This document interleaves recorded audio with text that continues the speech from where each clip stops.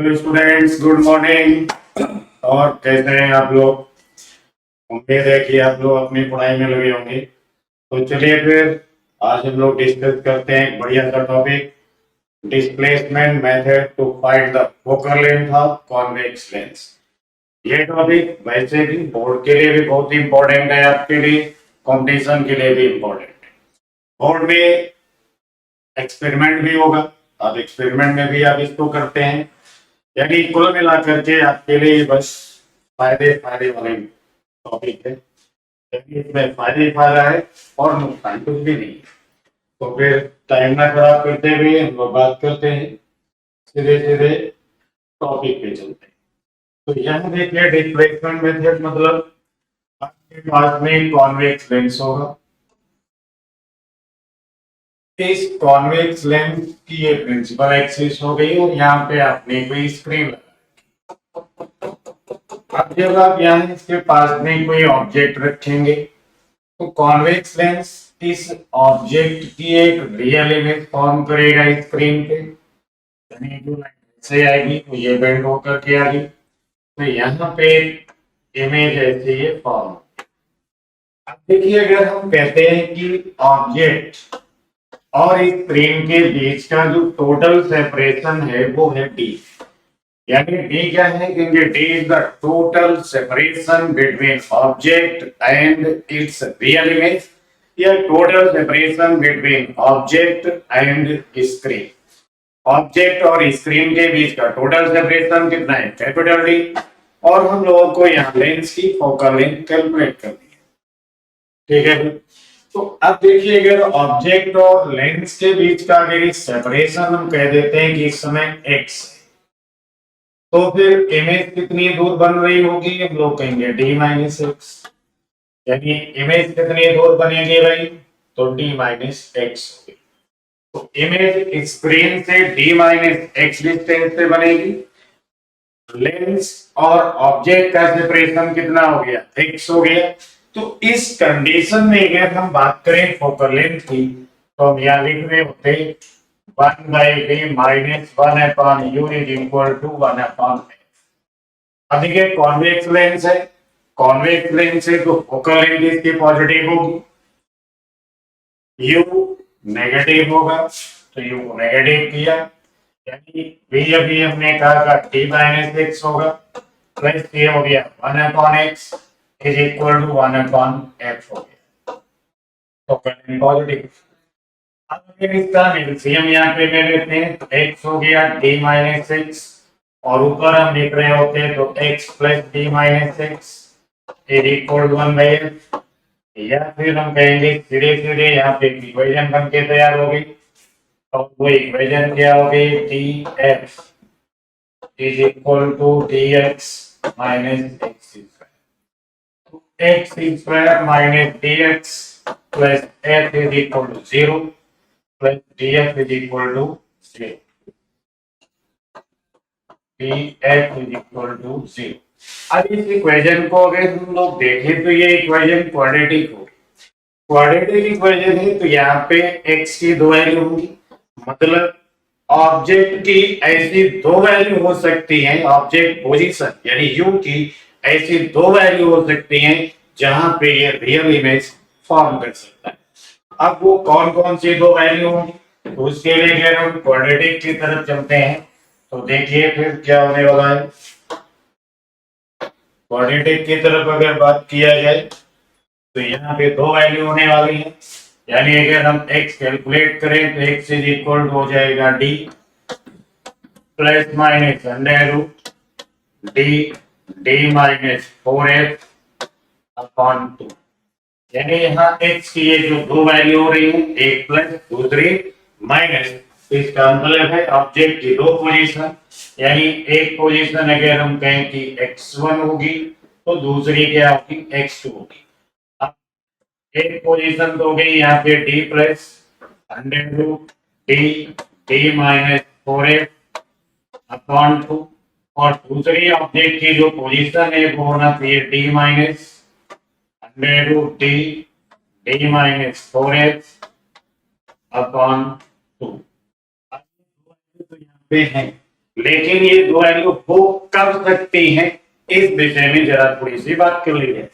यानी अगर हम फिर से इसी इक्वेशन को देखें और ऐसा देखने के बाद हमने ये वैल्यू भी लिख डाली और ये लिखने के बाद हमने दो वैल्यू दी x1 और x2 बता दी आपको, लेकिन x1 और x2 दो वैल्यू तो तब होंगी जब, पहली बात अगर हम करते हैं यहाँ पे देखिए डिस्क्रिमिनेंट में क्या लिखा होगा d d माइनस 4f, यानी अगर यहाँ पे हम कहते हैं कि जो d है वो d है लेस देन 4, यानी अगर d यहाँ पे हो गया लेस देन 4f तो फिर स्क्वायर रूट के अंदर नेगेटिव वैल्यू होगी, स्क्वायर रूट में जो नेगेटिव वैल्यू होती है वो इमेजिनरी होती है, यानी ऑब्जेक्ट पोजीशन क्या हो गई, इमेजिनरी हो गई, यानी इस कंडीशन में हम कुछ भी नहीं कह सकते हैं या कुछ भी नहीं डाल सकते हैं। फिर क्या होगा, कहेंगे चलो दूसरी बात कर लेते हैं भाई। तो दूसरी बात क्या बताई हमने कि अगर d इज इक्वल हो गया यहाँ पे 4f,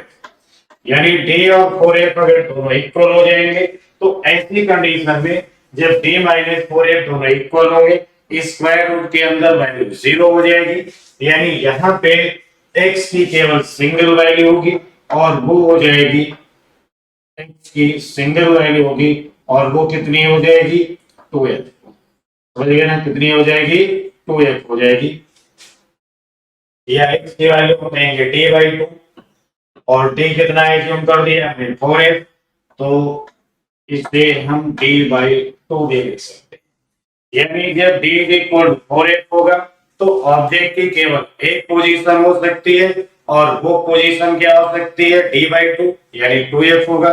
इसका मतलब हुआ कि अगर हम ऑब्जेक्ट को 2f पे रखते हैं, अब 2f पे रखेंगे तो उसकी इमेज भी कहां बनेगी 2f पे बनेगी, यानी ऑब्जेक्ट को 2f पे रखेंगे तो इमेज भी 2f पे बनेगी, सेम साइज की होगी, सेम साइज की होगी, रियल और इन्वर्टेड तो होना ही है। ठीक है भाई, इतनी बात क्लियर हो गई होगी। अब यहीं पे हम लोग बात करते हैं कि इतना क्लियर हो गया होगा तो इसको हम जरा एक मिनट साफ कर लेते हैं। अब देखिए इसे तो हमने साफ किया, यानी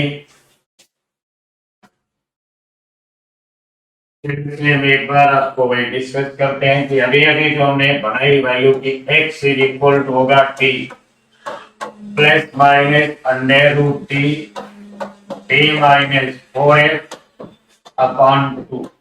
अब यहाँ पे पहला पॉइंट अभी अभी हमने डिस्कस किया कि if t is less than 4f, अब t होगा अगर लेस देन 4f तो स्क्वायर रूट में जो वैल्यू है वो नेगेटिव होगी, नेगेटिव वैल्यू इमेजिनरी होती है, यानी यहाँ पे हम ऑब्जेक्ट की पोजीशन के लिए कुछ भी नहीं कह सकते हैं, यानी ऑब्जेक्ट की पोजीशन भी इमेजिनरी होगी। लेकिन यहाँ पे d इक्वल टू हो जाए 4f, d equal to 4f होगा तो d और 4f इक्वल हो गए तो स्क्वायर रूट वाली वैल्यू सब क्या हो जाएगी 0, यानी यहाँ पे जो x आपको मिलेगा वो कितना हो गया d/2 या फिर हम लोग कहेंगे 2f, और ऐसी कंडीशन में अगर हमने ऑब्जेक्ट को 2f पे रख दिया, कहां पे रखेंगे 2f पे, तो इसकी जो रियल इमेज बनेगी, रियल और इन्वर्टेड,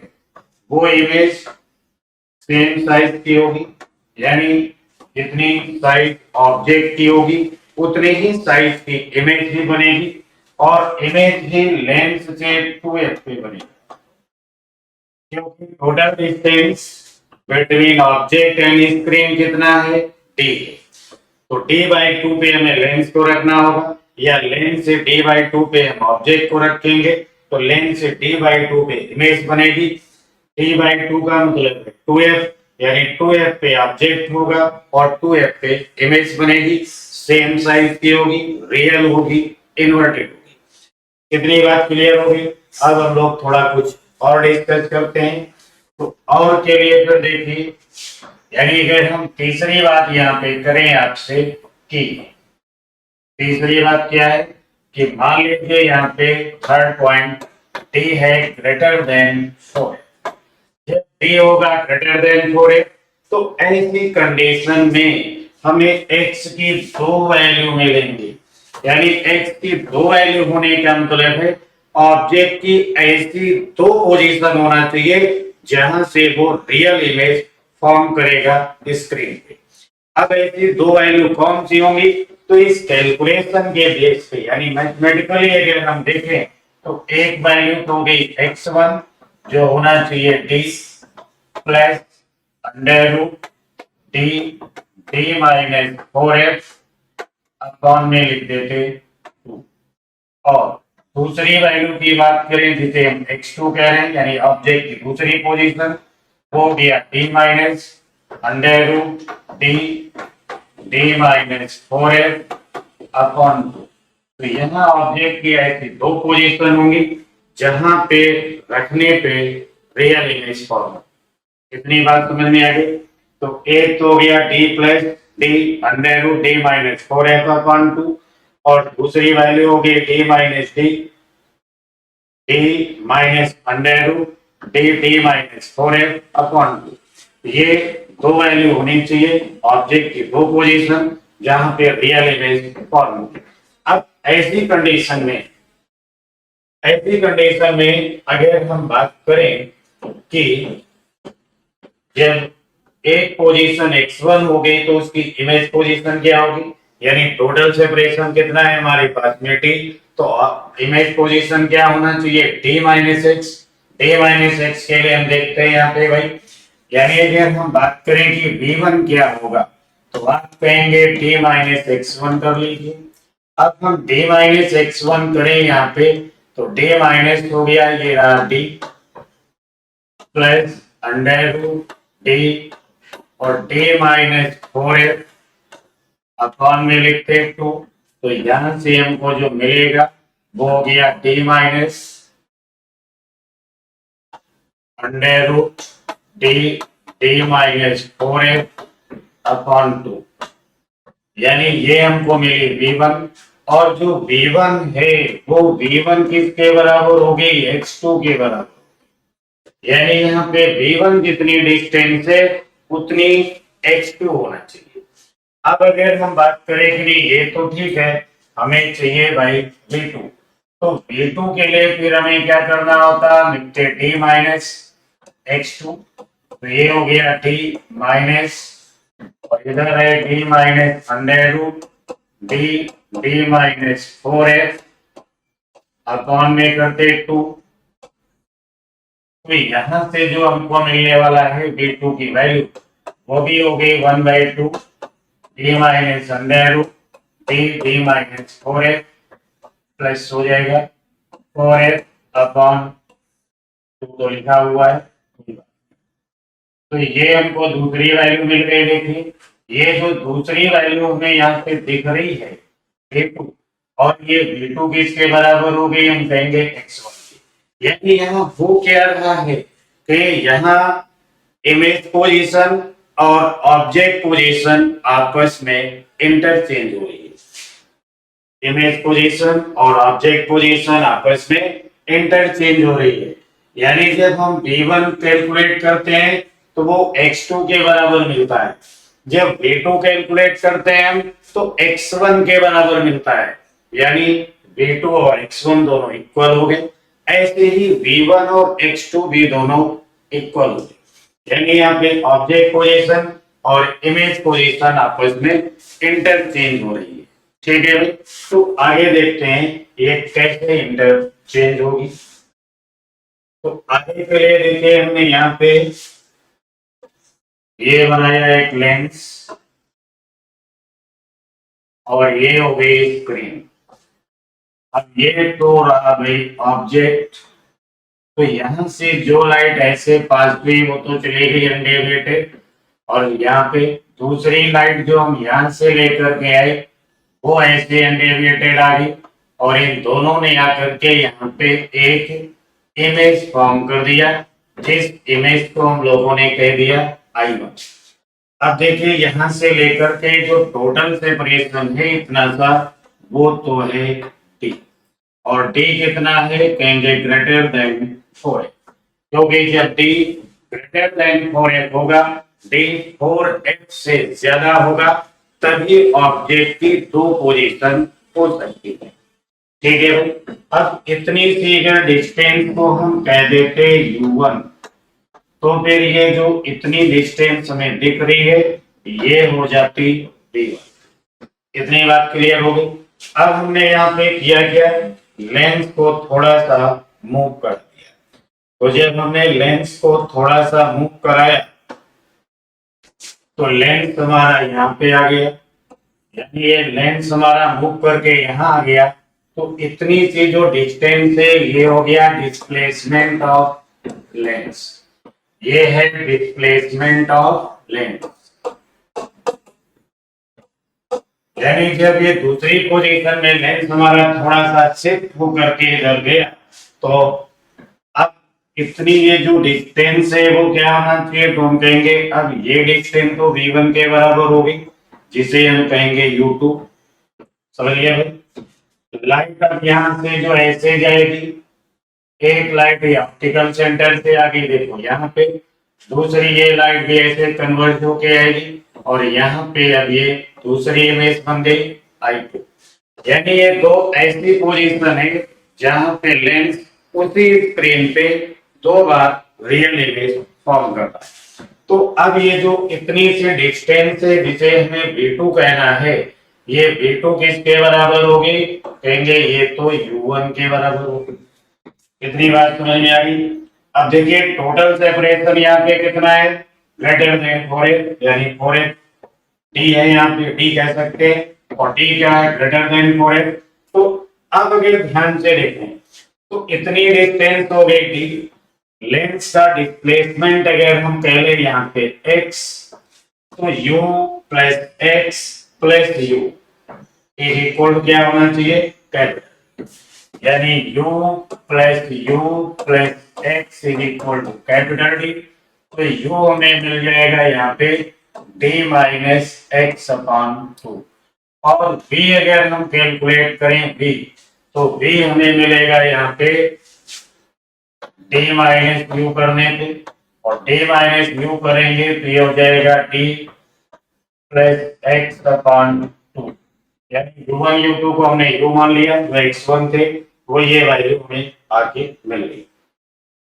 अब ये बात करें मैग्निफिकेशन की, मैग्निफिकेशन नंबर 1 यानी m1 क्या होगा, तो m1 यहाँ पे होना चाहिए v1 अपॉन u1, और m2 कैलकुलेट करें अगर हम, तो ये होना चाहिए v2 अपॉन u2। ठीक है भाई। अब मैग्निफिकेशन जो होता है उसे तो हम लोग कहते हैं कि मैग्निफिकेशन होगा इमेज की लेंथ अपॉन ऑब्जेक्ट की हाइट। यहां पर हम कहते हैं इमेज की हाइट अपॉन ऑब्जेक्ट की हाइट। इन दोनों मैग्निफिकेशन को अगर हम लोग मल्टीप्लाई कर रहे हैं, यानी m1 m2 को अगर मल्टीप्लाई करते हैं, तो ये क्या हो गया, देखो I1 upon o into I2 upon o। अब इधर देखिए तो V1 जो है, V1 वो U2 के इक्वल है, और V2 जो है वो U1 के इक्वल है। तो यहाँ पे हमें क्या मिलेगा, 1 मिलेगा, क्योंकि यहाँ पे लिखा है ना V2 इज इक्वल U1 और U2 is equal to V1। तो जब मल्टीप्लाई करेंगे तो हमें क्या मिलेगा, 1। यानी I1 I2 is equal to I1 I2 is equal क्या हो गया, ओ स्क्वायर, तो ओ हो गया यहाँ पे रूट I1 I2। ओ क्या है, height of object, I1 I2 क्या है, हाइट ऑफ इमेज। तो height of object is equal क्या होगा, अंडर रूट I1 I2, यानी height of image into height of first image into height of second image. ठीक है भाई। तो अगर हमें ये दोनों केस में इमेज की हाइट मालूम है, तो हम ऑब्जेक्ट की हाइट यहाँ पे कैलकुलेट कर सकते हैं। कितनी बात क्लियर होगी। तो आप बात करते हैं लोग इसी में से कुछ और। अब कुछ और अगर बात करें तो और बात में क्या है भाई, कहेंगे इन दोनों मैग्निफिकेशन को आपस में माइनस करके भी देख लेते हैं क्या होगा। तो जब इन दोनों मैग्निफिकेशन को आपस में माइनस करके देखेंगे, ठीक है, तो क्लियर हो गया होगा। इसको साफ कर देते हैं।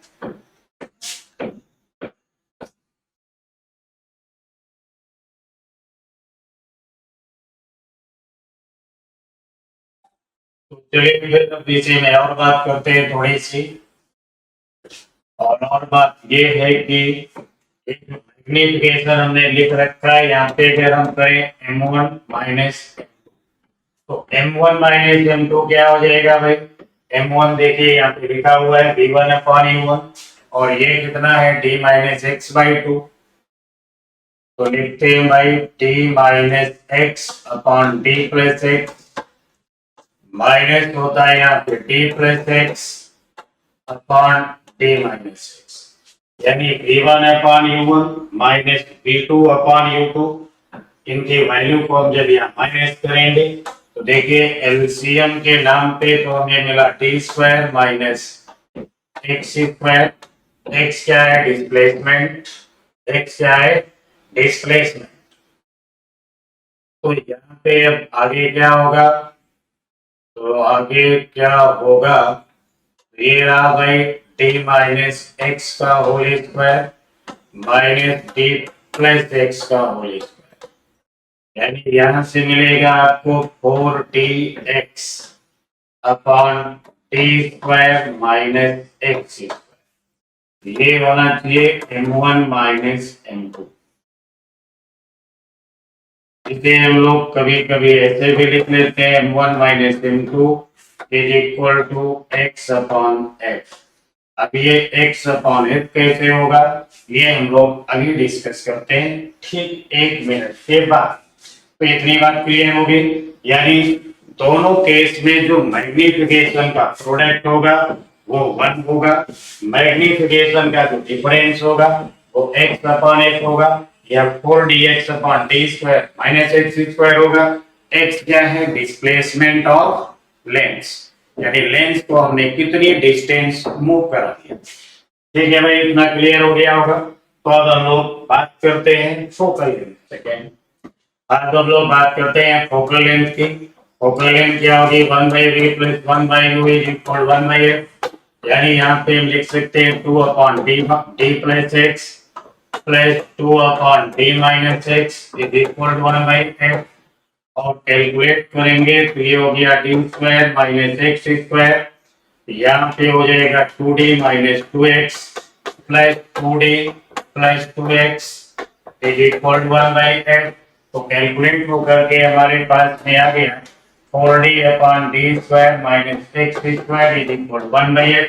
तो f इज इक्वल हो गया यहाँ पे f is equal to D square minus x square upon 4। ये होना चाहिए focal length of the lens. कोई प्रॉब्लम है भाई? प्रॉब्लम होनी भी नहीं चाहिए।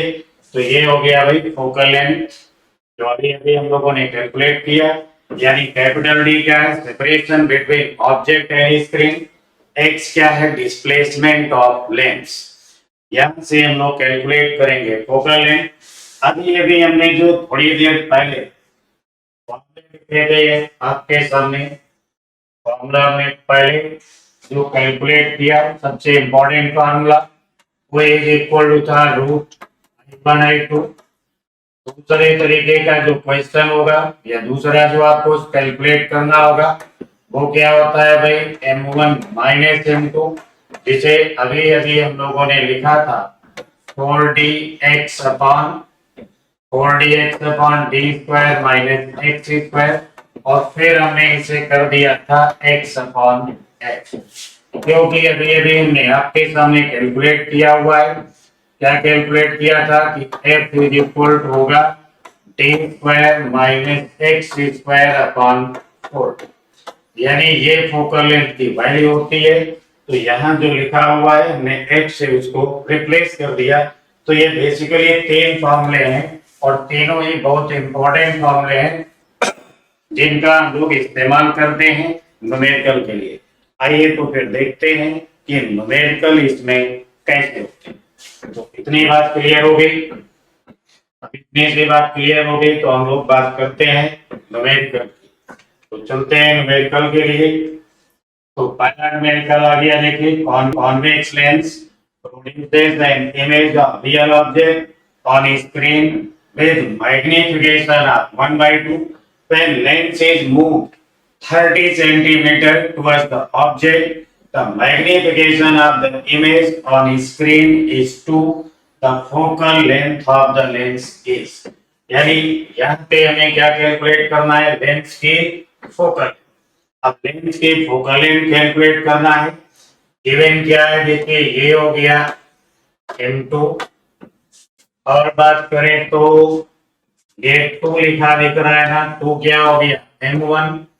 इधर बात करें तो डिस्प्लेसमेंट कितना हो गया, x हो गया 30 सेंटीमीटर। तो फॉर्मूला भी हम लोग जानते हैं, m1 minus m2 is equal to x upon f होगा। यानी m1 कितना हो गया 2 minus 1/2 is equal to 30 upon f करते। अब 2 में 1/2 माइनस कर दो भाई, तो 2 में 1/2 माइनस करोगे तो कितना बचेगा भाई, 3/2। तो ये रहा 3/2 is equal to 30 upon f। तो f इज इक्वल टू हो गया भाई 20 सेंटीमीटर। यानी इस फॉर्मूले का हम लोगों ने इस्तेमाल किया और फोकल लेंथ कैलकुलेट कर ली। समझिए भाई, ऐसे ही क्वेश्चन होते हैं। चलिए दूसरा एग्जाम्पल देखते हैं भाई। तो यहाँ पे दूसरा एग्जाम्पल भी है। इन displacement method convex lens is placed in between object and screen. If magnification in two position be m1 and m2 and displacement of the lens between the two position is x, then focal length of the lens। अभी हम लोगों ने लिखा था भाई कि m1, अभी हम लोगों ने यहाँ कैलकुलेट किया था m1 minus m2 is equal to x upon f होगा। तो फोकल लेंथ क्या होनी चाहिए फिर, x upon m1 minus m2। ये तीनों फॉर्मूले आपको याद रखने हैं, तो फटाफट आपने इसका इस्तेमाल किया और ये आंसर भी आपका आ गया।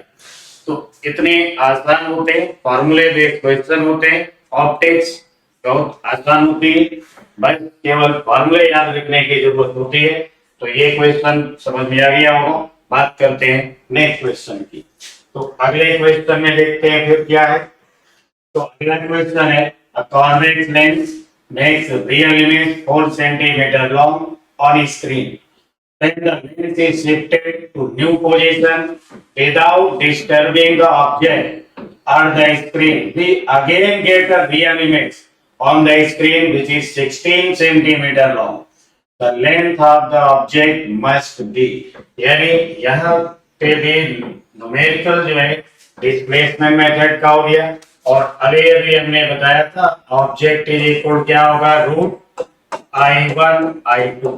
देखिए I1 यहाँ कितना गिवन है आपको, तो I1 इज गिवन है 4 centimetre and I2 is given है 16 सेंटीमीटर। यहाँ लिखते हैं 4 इंटू 16, तो ये हो गया भाई रूट 64। तो ऑब्जेक्ट की हाइट यहाँ पे होगी 8 सेंटीमीटर। यानी ऑब्जेक्ट की हाइट कितनी है, 8 सेंटीमीटर। क्योंकि फॉर्मूला सीधा सीधा फॉर्मूला के क्वेश्चन होते हैं, फॉर्मूले लगा आंसर निकालो। क्लियर हो गया। नेक्स्ट क्वेश्चन की बात करते हैं। तो ये क्लियर हो गया। हम लोग अगले क्वेश्चन को देखते हैं क्या है भाई। तो अगला क्वेश्चन है, a luminous object is kept at fixed distance from a screen and with the help of convex lens an image is obtained on the screen। The lens is then moved till another image is obtained on the screen if the size of the images be 2 centimeter। यानी I1 कितना हो गया 2 centimetre, I2 कितना हो गया 8 centimetre, and the distance between the object and screen be 90 centimeter। यानी this is capital D। Then the size of the object is, यानी object size के लिए तो हमें सीधे सीधे लिखना चाहिए था, सीधे सीधे लिख लेना चाहिए था O is equal to root I1 I2, और I1 गिवन है 2 सेंटीमीटर, I2 हो गया 8 सेंटीमीटर, ये हो गया 16। यानी ऑब्जेक्ट की हाइट हो गई 4 सेंटीमीटर। ठीक है भाई, 4 सेंटीमीटर। ये रहा ऑप्शन सी। तो 4 सेंटीमीटर ऑब्जेक्ट की हाइट होगी। इतनी बात क्लियर हो गया होगा। सारे फॉर्मूले बेस्ड क्वेश्चन होते हैं, यहाँ टेंशन वाली कोई बात नहीं होती। नेक्स्ट देखते हैं फिर अगले क्वेश्चन में क्या है। आगे लिखा है क्वेश्चन नंबर 4 यानी previous question, magnification of the image in first case is numerically. यानी आप देखिए अभी M1 निकालना है हमें, M1, और M1 क्या होना चाहिए, I1 अपॉन O होना चाहिए। I1 कितना था, 2, I1 था 2, और ऑब्जेक्ट की हाइट हम लोगों ने निकाली 4, तो यहाँ मैग्निफिकेशन क्या हो गया, 2 हो गया। यानी मैग्निफिकेशन क्या हो गया, 1/2। ये बी वाला आंसर आ गया। तो ये भाई कोई बात नहीं, और देखते हैं इसमें क्या है। तो नेक्स्ट क्वेश्चन की बात करें तो अगला क्वेश्चन,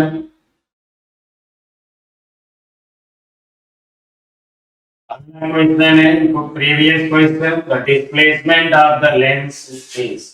यानी कैपिटल डी शायद हमें गिवन था 90 सेंटीमीटर। एक सेकेंड देखना पड़ेगा कैपिटल डी कितना था भाई। तो कैपिटल डी गिवन था 90 सेंटीमीटर, I1 2, I2 8। कोई बात नहीं, आगे हम लोग कैपिटल डी हम लोग को मालूम है, निकालना क्या है, x, यानी डिस्प्लेसमेंट ऑफ द लेंस चाहिए हमें। तो कोई बात नहीं है, क्या किया जाए भाई, डिस्प्लेसमेंट निकालना है तो डिस्प्लेसमेंट कैसे निकाला जाए भाई। यहाँ पे देखिए कैपिटल डी हम लोगों को मालूम है, कैपिटल डी कितना, 90 सेंटीमीटर। समझिए भाई, x निकालना है हमें, M1 भी पता हो चुका है हमें, M1 क्या होगा 2/4, M2 क्या होगा, तो 8/4 होगा। तो M1 माइनस M2 हम लोगों ने पढ़ रखा है, तो ये कितना होना चाहिए, x अपॉन f होना चाहिए, x अपॉन f होना चाहिए, और f क्या है, ग्रेटर देन 4d है।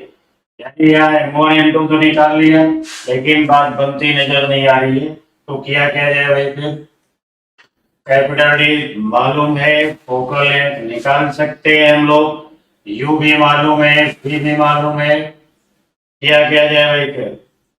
तो बताइए फिर क्या करना चाहिए। तो करना तो कुछ भी नहीं है, यानी 20 सेंटीमीटर आंसर दिख रहा होगा आपको। तो जो 20 सेंटीमीटर है, बड़े आराम से कैलकुलेट करो। अब यहाँ पे जो M1 माइनस M2 है, वो तो मिल जाएगा आपको, M2 माइनस M1 किया फटाफट जल्दी से, 1/2 और 2 में माइनस किया, 3/2 आ गया। पता है x, तो आप यहाँ पे लिख सकते हो 1/f इज इक्वल टू, या यहीं से निकाल लो, x को निकालना है, f की जगह पे लिखो d/4, m2 हो गया by 2 minus 1/2 is equal to x upon d/4, मतलब कितना किया, 20। तो ये हो गया क्या, 3/2 इज इक्वल टू हो गया x अपॉन 20, तो x इज इक्वल टू आ गया 30 सेंटीमीटर। ये हो गया भाई डिस्प्लेसमेंट यानी x, यही से निकाल लिया गया, ज्यादा लंबे वाली कोई बात नहीं। ठीक है भाई, इतना क्लियर हो गया। तो और आगे देख लेते हैं फिर इसमें क्या है, और आगे के लिए तो focal length of the lens निकालनी है। फोकल लेंथ क्या होना चाहिए, f is equal to d/4, या वैसे अगर आपको लिखना है तो f इज इक्वल क्या होता है, 4d upon D square minus x square. तो हो गया था यहाँ पे 4 × 90 अपॉन डी की जगह यहाँ पे डी कितना दिया, 90 है ना, 90 का स्क्वायर कर दो, माइनस एक्स कितना भी निकाला था हमने, 30 का स्क्वायर कर दो। तो ये हो गया आपका एफ, जिसकी एग्जैक्ट वैल्यू ये रहा 360, ये हो गया भाई माइनस